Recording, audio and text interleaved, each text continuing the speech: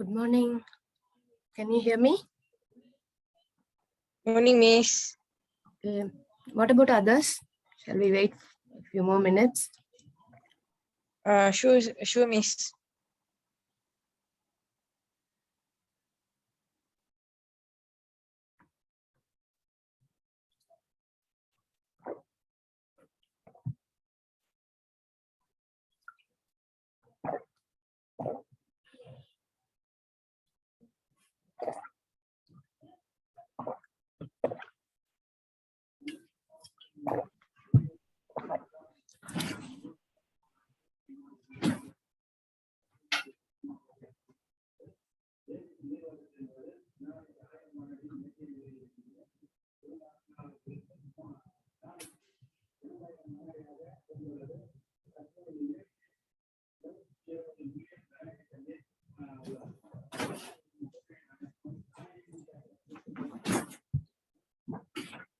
Okay, so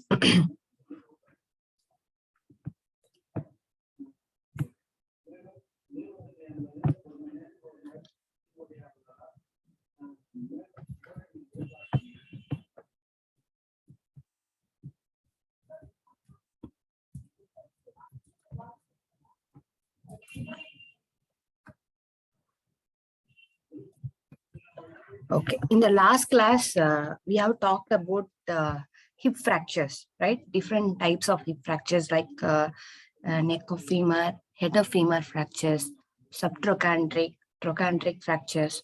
So many things we have discussed. That is the proximal end, the proximal femur fractures. Okay, so in this thing, we have covered head, neck, lesser trochanter, greater trochanter, or till this level we have talked about it.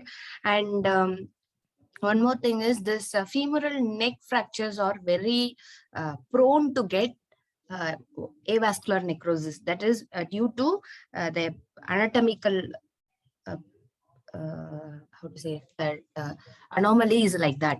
It is like if any fracture occurs in the femoral neck, then there is a greater chance for the person to develop avascular neck. That is non-union. The most common complaint is non-union. That's why how yearly we are going to ambulate them, or how yearly they are going to be mobilized, that plays a major role. And so what they do is, the elderly population, if they are fit for surgery, means they go for arthroplasty. That is the replacements, total hip replacements. If it is if it is a displaced one, means surely we can go for arthroplasty. Otherwise, the success rate is not that high. Okay, so we have already talked about various types, intracapsular and extracapsular. So intracapsular means within the capsule, the fracture occurs within the capsule, and it takes longer time to heal or more complicated compared to extracapsular. Because intracapsular means the main problem is the joint surface, or it is close to the joint. Okay. Other thing, the shaft of fracture means it's easy.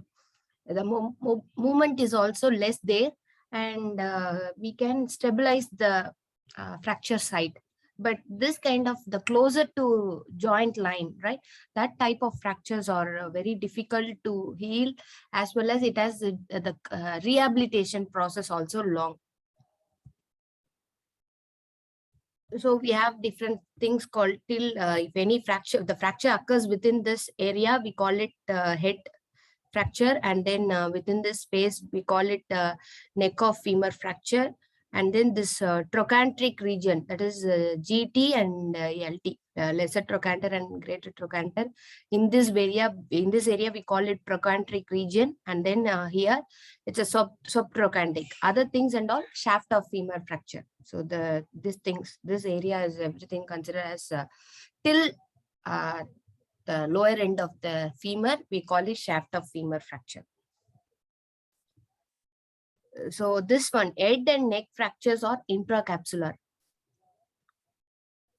And the remaining everything is like trochanteric and subtrochanteric are all safe and less complicated. If it is undisplaced, means we can easily go for POP application or if he's like very active or very elderly, it's not like elderly population, but the bones are very brittle or weak, means they go for arthroplasty. Otherwise, we have ORIF, open reduction and internal fixation. Okay, it is decided by various factors. Okay, it is not a single thing that will decide what type of surgery they are undergoing.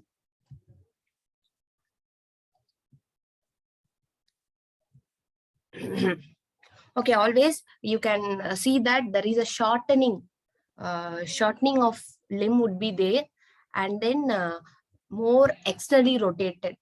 Okay, that is a sign uh, that tells you that the person is having a femur fracture. And we have other thing called loss of Shelton's line. Okay, very important. So you have that integrity of that joint line is lost.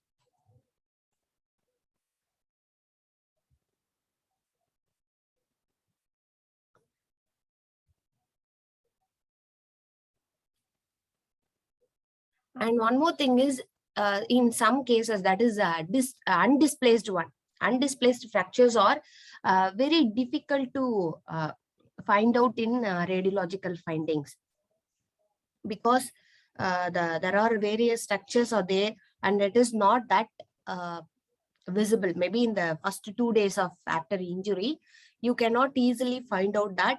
Maybe if it is displaced one, means we can predict it that easily. Otherwise, it is little bit gray area. We need to be like after checking the patient compliance, and maybe the next day, the day after injury, you need to take X-ray to confirm the problem.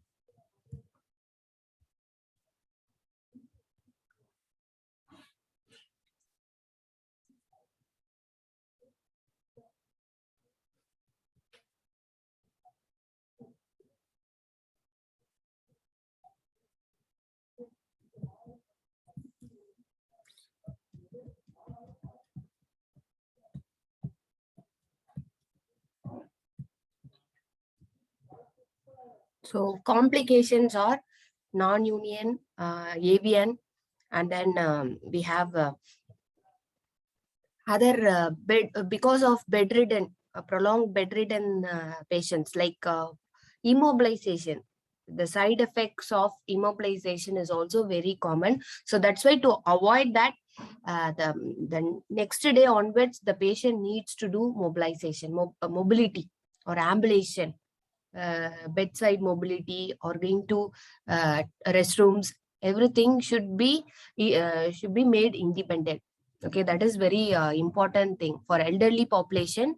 Making them independent is very, very important. Maybe if it's possible, you can start from the day 1 or day 2. Sometimes they are weak, and because of the effects of anesthesia and all, they may they won't cooperate with you. Maybe the day 2 or day 3, whatever it is. But the safer side, how yearly we start the mobility, that much of we can achieve the results. Because the bed sores and so many things, the bed, because of femur neck fracture, the comorbidities or other the death also is more common because of the pulmonary complications or bed sores, or sometimes they have bladder and bowel issues, urinary tract infection.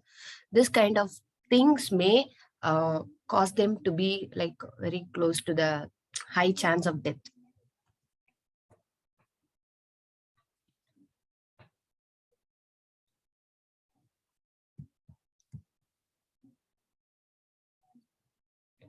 Okay, actually, this is very unique one. This DHS, dynamic hip screw fixations.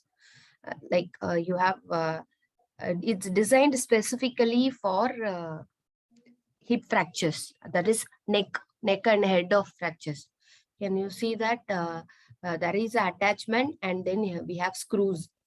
Okay, these screws are, that's why the name called dynamic hip screws. It is it is not that fixed. It can allow some movement. It can allow some stress. Okay, thereby the healing is faster. Okay, because long back we are fixed with immobility. During fracture immobilization, we don't allow any movement, then only it fasten the healing. But nowadays, in the recent decades, we find out that mild mobility or slight movements in the fracture site is very useful for healing. For fracture healing, we need to have some movement with stability.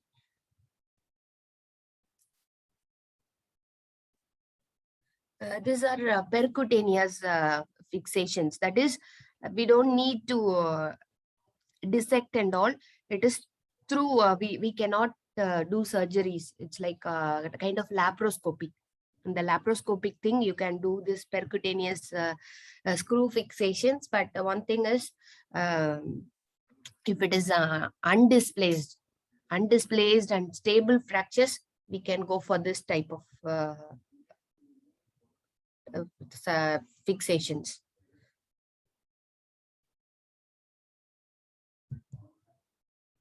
And that's why the age is greater than 60 years and the bone is not in good quality. In that way, you can go for this arthroplasty. Widely used for elderly people, they commonly do this arthroplastic replacements.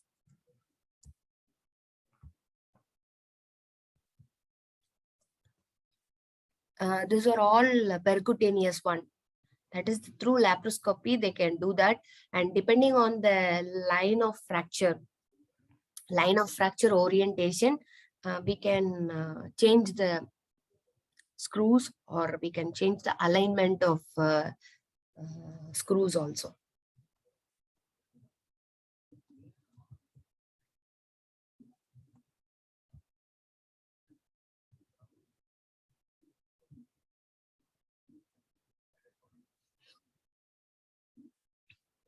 This intertrochanteric fractures means that the line connecting GT and LT.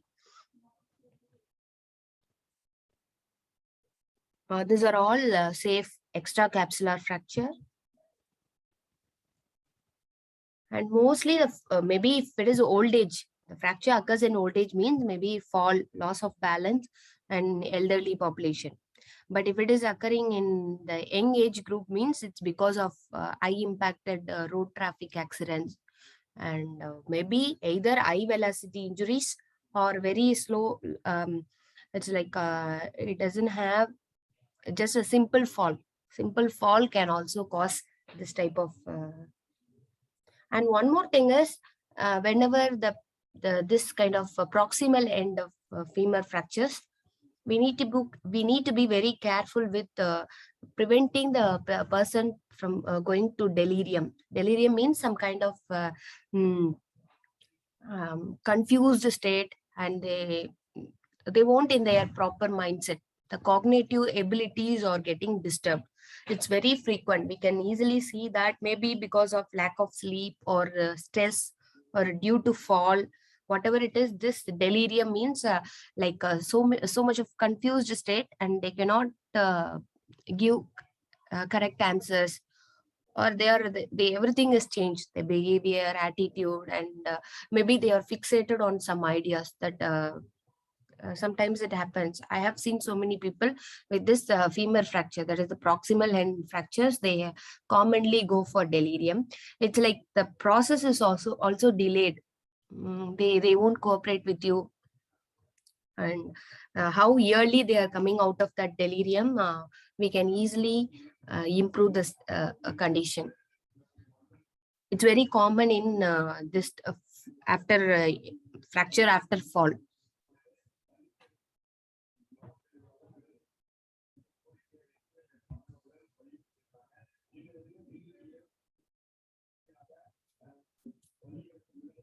So that's why the main thing is shortening. When you compare the normal side, it goes for shortening and externally rotated, because of this most common in femur neck of femur fracture. That is it's slightly external rotation, it's acceptable, but we can see that the lateral border touches the couch, touches the bed end. That is severely, it's more, we cannot achieve that range. In the normal situation, you cannot have that much of external rotation. That's why that the capsules, that the stability factor of capsule is lost. That's why you can go for high ranges of external rotation. And maybe you can check for tenderness. And one more thing is GT. You can check GT, or sometimes you can check the groin also. They commonly complain about the groin pain.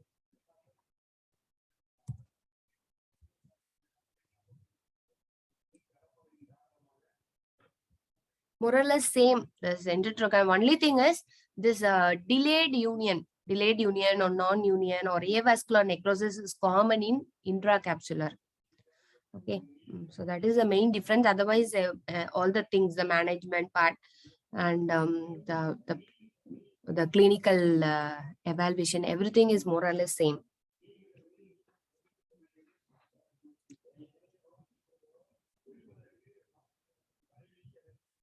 So if surgery is contraindicated in some elderly population, means you can go for conservative method, that is skeletal traction. Just they need to do that, or splinting, the Thomas splint can be used.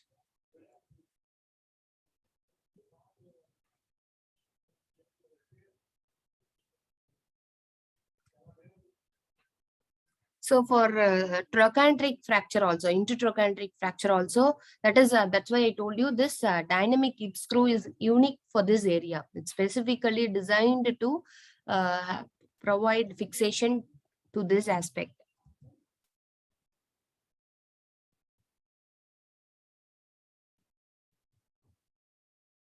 This is different. This is actually intramedullary nailing. This one, this plate, as well as this is movable. That's what I told you. It's somewhat you can allow movement.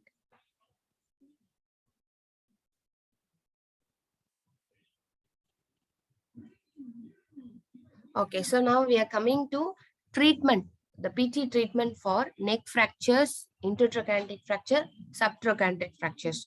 All if it is open reduction and internal fixation. Once again.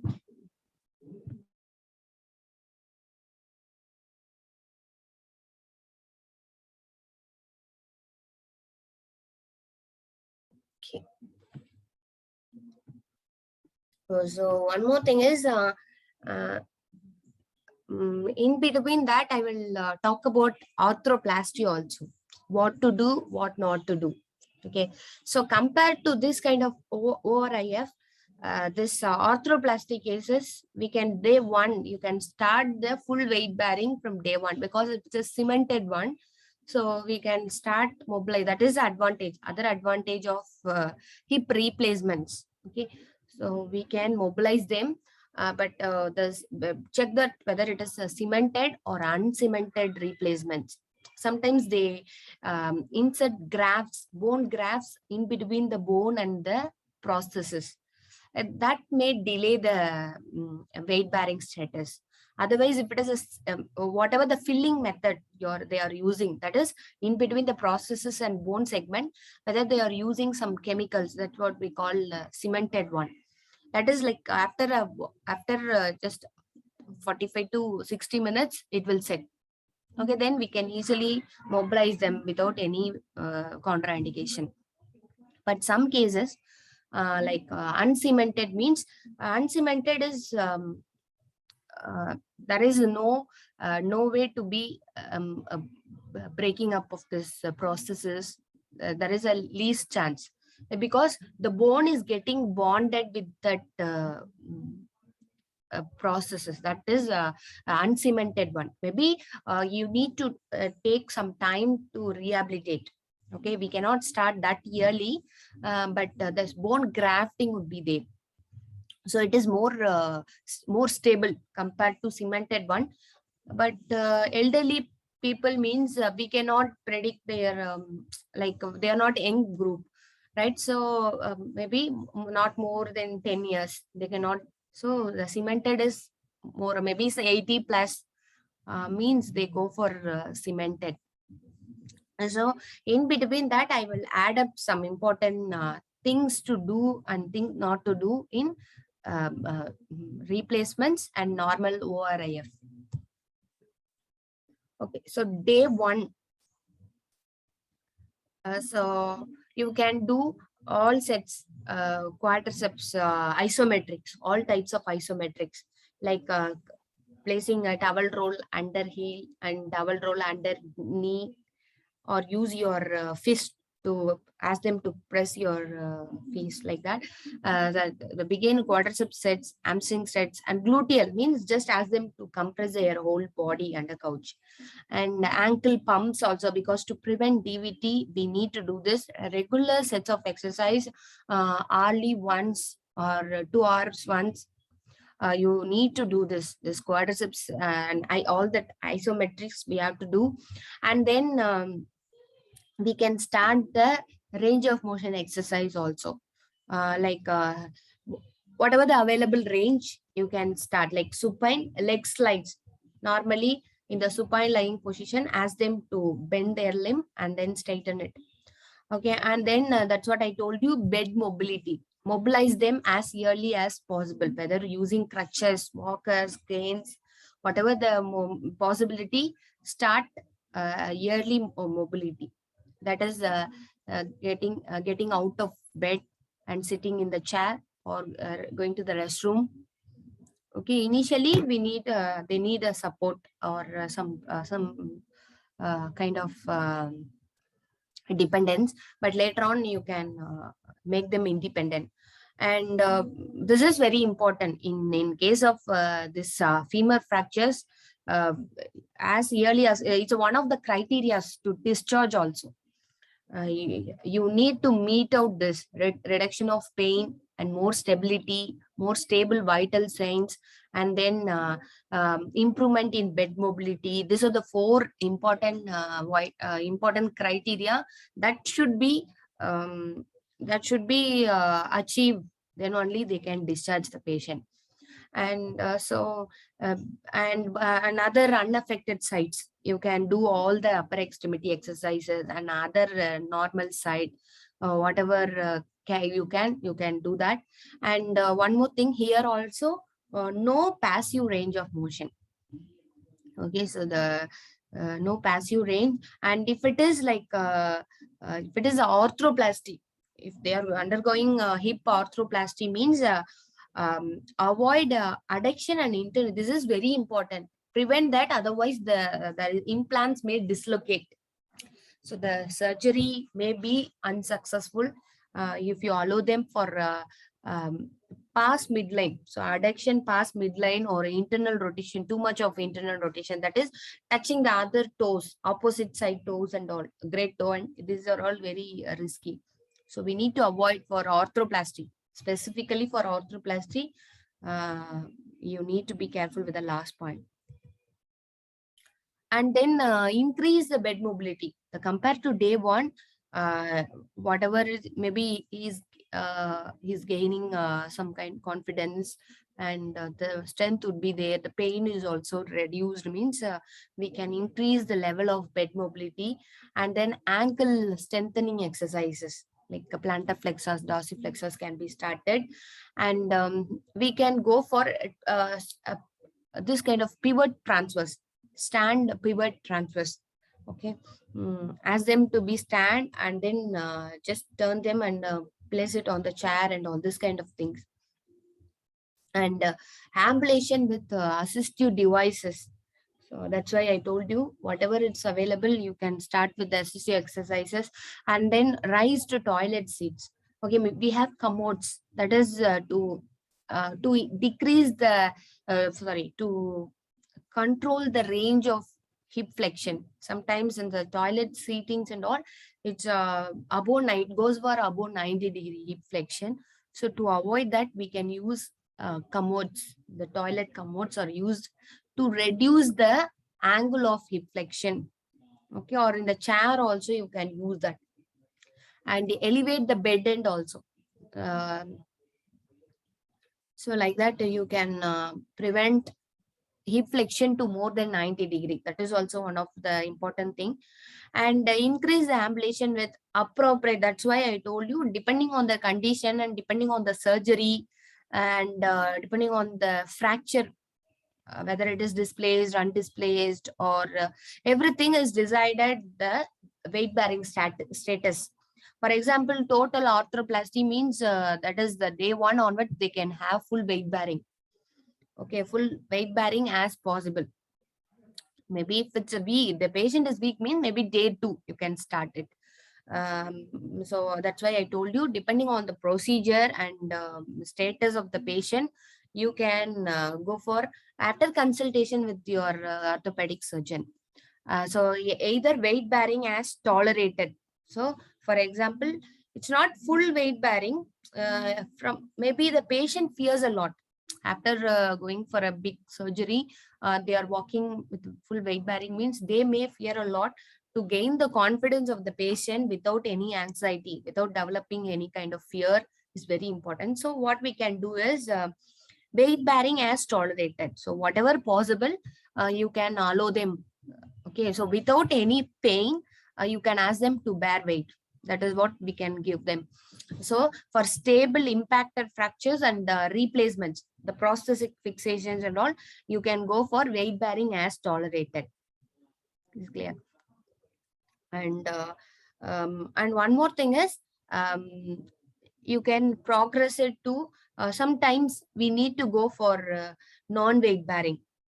Okay, so while walking and all, some cases we cannot allow weight bearing at all. That is unstable fractures, more unstable fractures, that is comminuted fractures, and it is like it requires a reduction also, open reduction, whatever it is. If we apply reduction and ORIF, whatever it is, so they do reduction and all, no weight bearing is the main thing. And this way, in this thing, stable impacted fractures, endoprosthesis and all, you can go for a weight bearing as tolerated or touchdown weight bearing. Touchdown means whatever the possible, mild percentage, maybe 10 to 20%. So the how much weight that toe touching can cause, that to partial weight bearing. Okay, sometimes we need to be, that is, the weight bearing is not a contraindication, but you need to be gradual. We cannot match the patient's cooperation. Sometimes it need to be gradual. Otherwise, if they are healthy, fit, and they're very stable fracture means, you can start weight bearing as tolerated. From day 2 or day 3, you can start. After gaining confidence, if this is a situation, or sometimes some cases you need to be gradual. That is toe down weight bearing, and then partial weight bearing, and then weight bearing as tolerated, and then full weight bearing. And day 3 to 7. So day 3 to 7 means so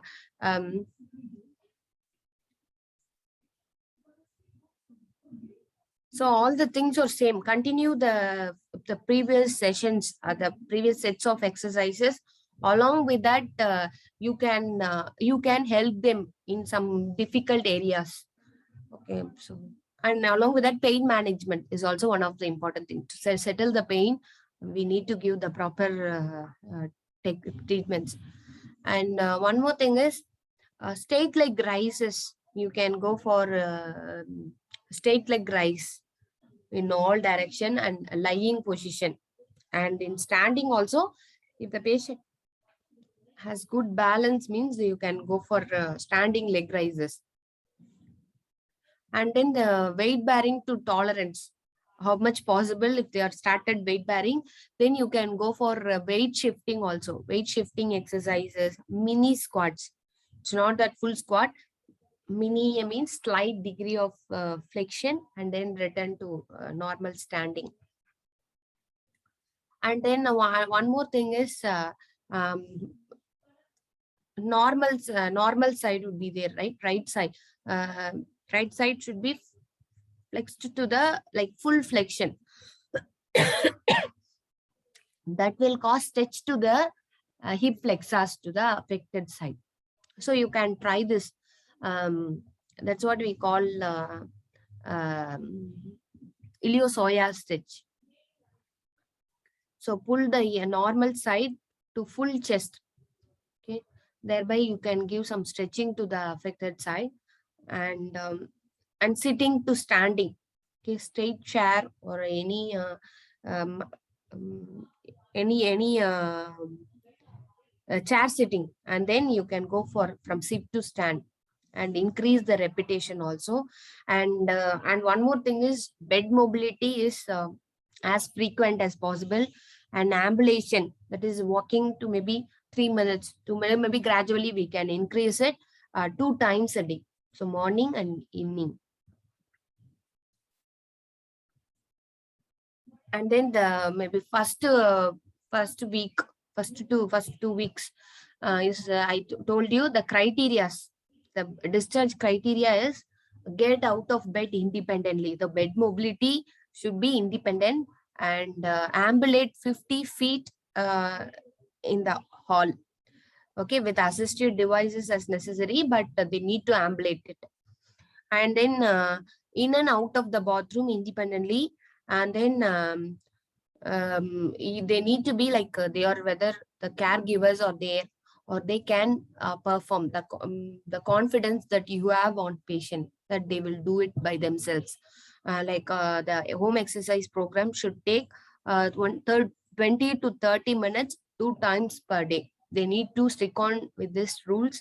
But if there is anything you have problem, you cannot achieve, that means we can delay the discharge. But our main aim is discharge them as early as possible. So that's why after discharge also we can go for house visits. We can give them on regular house visits also. And in this first 2 weeks, you can normally avoid passive ranges. Don't do any movements. Passive forces are strictly not allowed. And then if it is a arthroplasty and all, thus I told you adduction and internal rotation should be strictly no, or endo process, the failure of processes should be there. And you can go for active assistive ranges. So somewhere in some angles it's very difficult, means we can give some assistance, but it should be very gentle. And then the same thing, whatever we tried in the first week and all, you can follow that, but in greater ranges. Maybe isometrics, if you're giving, means on the early stage, maybe day 1, it's possible for them only 10% of contraction, means improve the ranges, improve the resistance power. Okay, the isometrics can be more powerful, 50% of isometric contraction. Like that, you can, all the movements should be go for improvements. That's what I'm saying. So leg rise only 20 degrees or possible, means improve it. Improve to next 20 degrees or 30 degrees, like that. And while standing posture, you need to correct the alignment. Okay, it's very important. If they habit, it becomes a habit of abnormal posture, then after a period of time, it becomes a very fixed one. We cannot change it. So if there is any possibility for change of assistive devices, maybe you can go for walker or crutch to cane, walker to cane, right? So, and the transfers and all, you can go for the stand pivot stand transfer and ambulation with assistive device. I will tell you what is this stand pivot transfers. And 4 to 6 week. Okay, so in the 4th to 6th week, the same passive range not allowed, and then the other things are same, more or less all the same. 4th to 6th week, the same like the second to third week also. And then our 8th to 12th week, here you can add passive range. Okay, the passive range is added only in the 8th to 12th week. And isokinetic exercises, the velocity changes you can go for equipment like isokinetic dynamometers can be used, and isotonic, that is PRE, the progressive resisted exercise, TheraBand, or whatever the resisted exercises we have, we can use that. And along with that, the previous exercises, isometrics, gluteals, hamstrings, quadriceps, and whatever else, you can continue that also. Other than that, everything is same. And here, whatever the condition, whatever the treatment is, ORIF or conservative management, this stage is you can go for full weight bearing. Okay. So full weight bearing or weight bearing to tolerated can be initiated in the 8th to 12th week. Okay, it's very important. You can start weight bearing. And then the 12th to 16th week, more or less same, all the things in progression.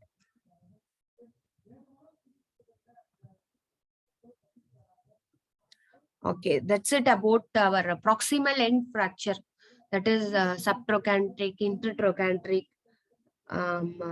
femoral neck fractures, head of femur fractures. Everything is the management is same. Sometimes we need to adjust. For example, intertrochanteric fracture, don't allow for twisting or torsional movements. Okay, so excessive twisting movements or strictly we cannot do that. So next we are coming to the hip joint dislocation. Okay, so the hip joint dislocation is commonly you can get the posterior dislocation. Very rarely we get anterior, right? So you can easily find out how to find out posterior dislocation and anterior dislocation means if it is internally rotated. How I can say is, yes. So this is posterior dislocation. If they are placed in this way, okay, normally this is the typical uh, posture for posterior dislocation. They will have this way, or anterior, and this one is for anterior dislocation, abducted and external rotated. If they have their legs abducted and externally rotated, then you can give 100% chance that the person is having anterior dislocation. Or if they place it like that, this easily you can find out is there any dislocations. Okay. So posterior is more common. So adducted, internally rotated, flexed and adducted is the most common limb attitude. And then the limb shortening would be there. Okay, that is other thing. Here anterior dislocation, flexed, externally rotated and abducted. Okay. And one more thing is this dislocations need to be corrected within 60 minutes, 60 to 120 minutes of the problem. Otherwise, there is a greater chance for avascular necrosis. You can see there is a shortening of the limb. Shortening is very high. And the reason for hip joint dislocations, or most commonly you can get in the dashboard injuries. Okay, so high impacted, like high speed, the car is running in a high speed, and then sudden impact can cause the high incidences due to dashboard injuries because of their knee is getting dashed or banged on the dashboard. Okay, that is a very common mechanism. Okay, so almost due to high energy traumas. Okay, so the motor vehicle accidents, that is specifically dashboard injuries, and sometimes fall from heights and other sports injuries. The contact sports injuries are also some reasons. Can you see that? The knee is getting impacted on the dashboard and then your femur is getting moved back.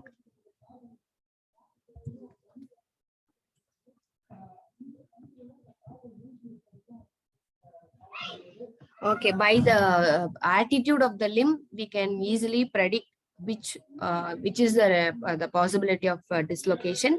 Thereby, we can our maneuvers also can be decided. So if it is not sure about, means maybe we can take a X-ray and you can. And one more thing is you can find out like the palpation of GT also tells you in which way it is, the posterior dislocation or anterior dislocation. Okay, in which direction it is aligned. Or GT can be palpated more posteriorly. Then we can tell that it is a posterior dislocation. Or sometimes it is not, like you can place both hands on the GTs.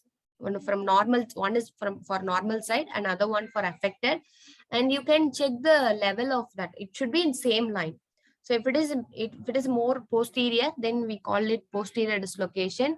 And if it is located more anteriorly, your hands will tell you what is the displacement.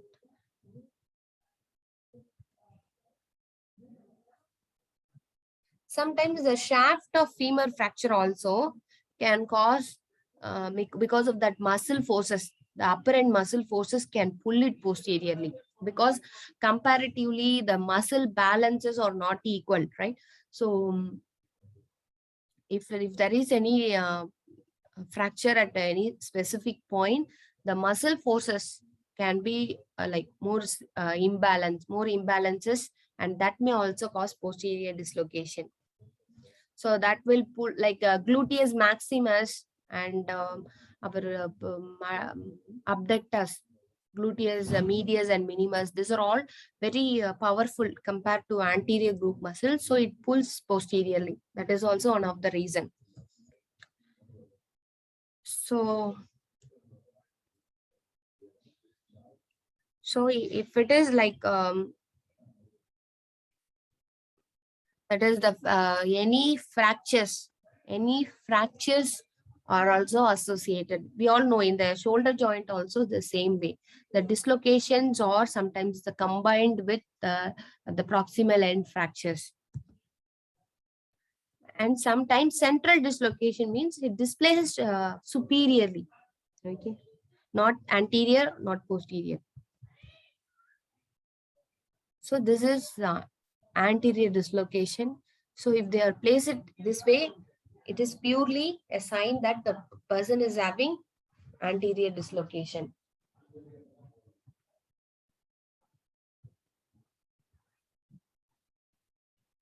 One second.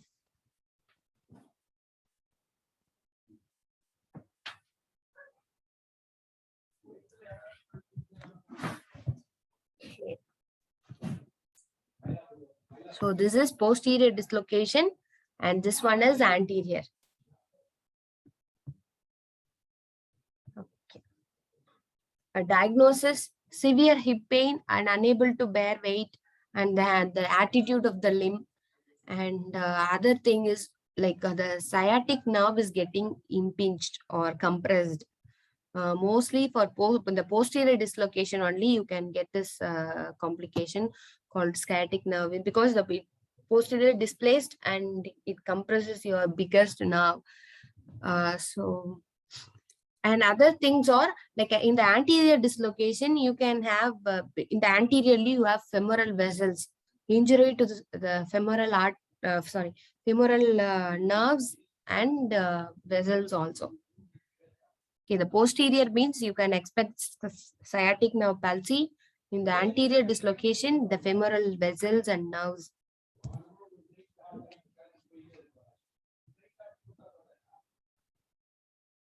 Okay, so after this sciatic palsy, they commonly get radiating pain.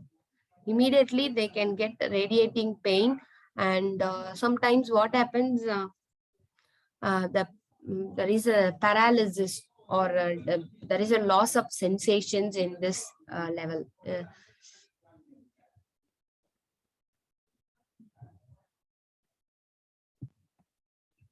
Okay. So immediately you need to take measures like close reduction, because there is a greater chance because of this dislocation you can get avascular necrosis. Yes, because it blocks the main and arteries and nerves. So whenever that's what I told you, within within a 120 minutes of incident, you need to reduce the dislocation. And sometimes it's so painful.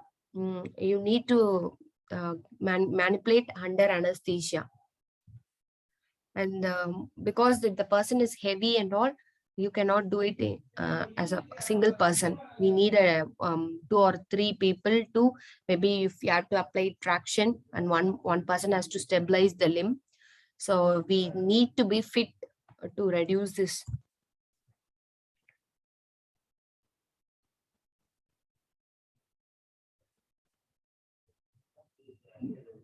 Okay, we have maneuvers, various maneuvers are there. You can use that. So Ali's maneuver, in this thing, one person has to stabilize the pelvis, and then the person should, like the surgeon should stand on the structure, should stand on the couch, right? And then he flexes the hip to 90 degree and then applies the traction. So pulling force, and along with that, you can give adequate adduction and internal rotation.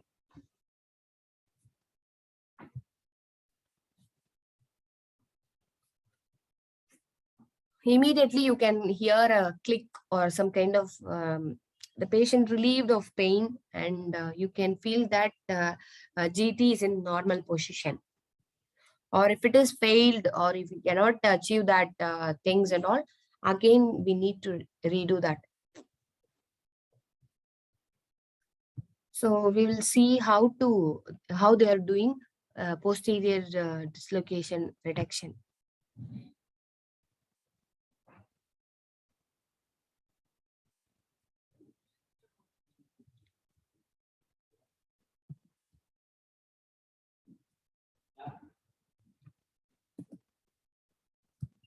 Okay, so here you need to fix the pelvis, and 90 degree or greater than that flexion, adduction, internal rotation, and then but the traction should be steady enough, along with small internal and external rotation. Mild adjustment should be given to place it in the air position. That is the reason.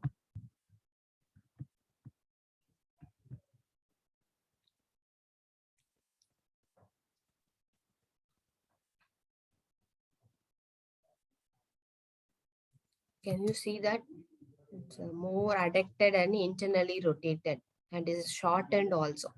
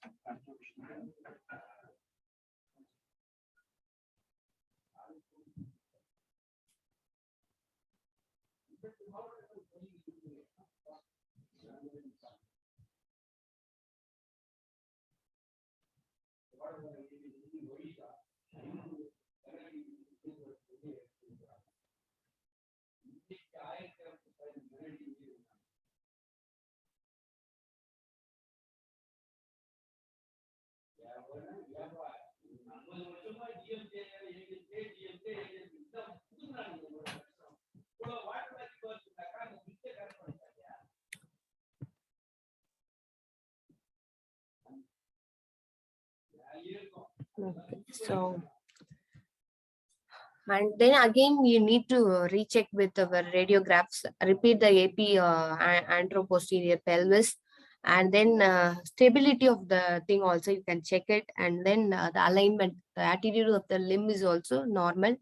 And if it's impossible to take radiograph, CT scan can also be works. Mm,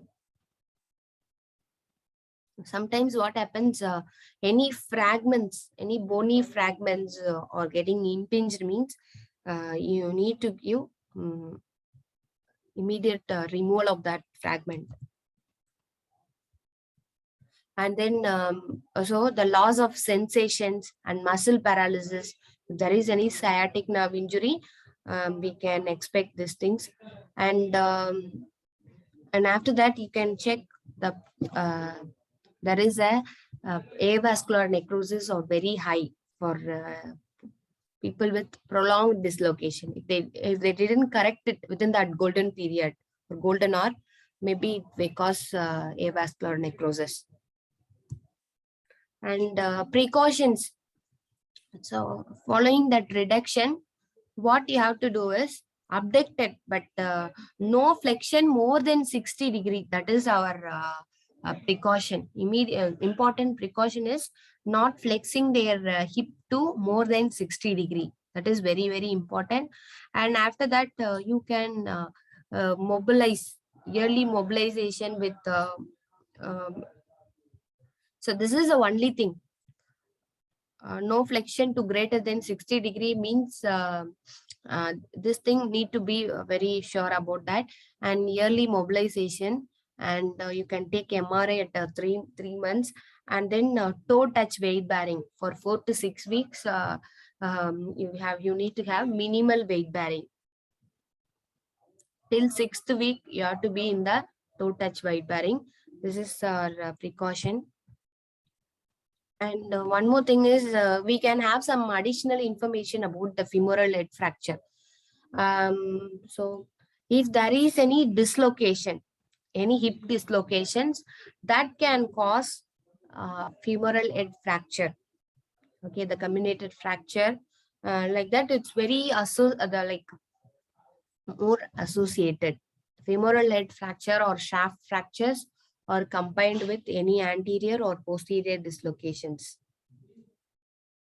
Okay, next one is mechanism of injury is maybe this impact because of that high forced impacts, and maybe forceful contraction of muscles. Forceful rapid contraction can cause avulsion forces. That will cause that may be due to fall from a height or a sports injury.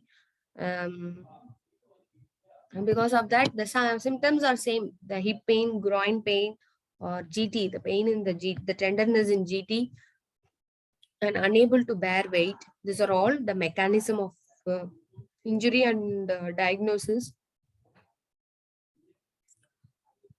Okay, for this also, you already know that this maneuver.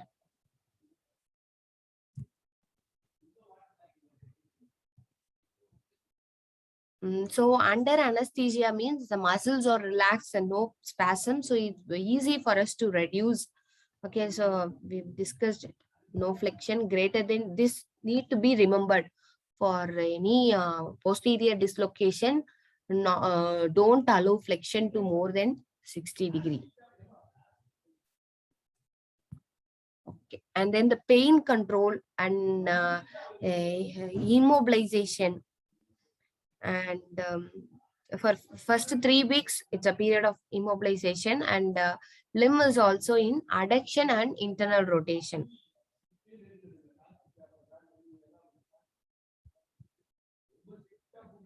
Okay, after that, you can start only after 12th week, you can start for PRE.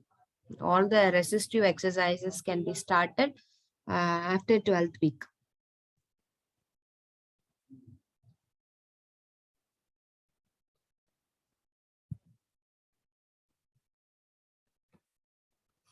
Okay, so the shaft fractures, Because of this high impacted injuries, young adults, most commonly this fracture occurs in young adults, and blood loss is severe because the muscle bulk is also high.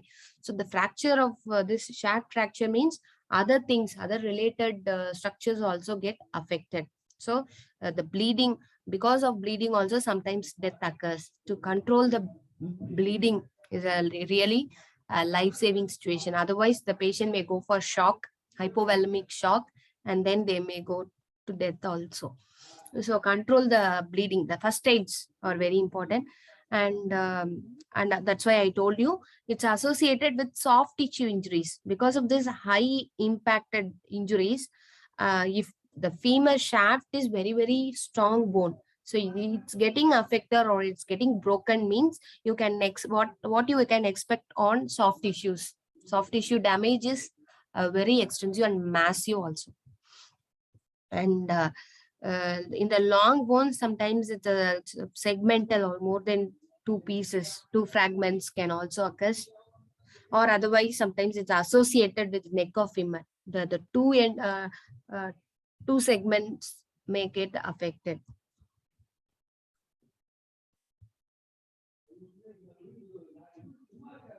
So maybe the shaft is divided into maybe proximal 1/3, middle 1/3, and distal. So anywhere the fracture can occur. So accordingly, the muscle force also make it and make the distal end alignment or proximal end alignment in different ways. Okay, so we need to know the we need to know the anatomy. Thereby, the muscle forces, the action of muscle forces should be controlled.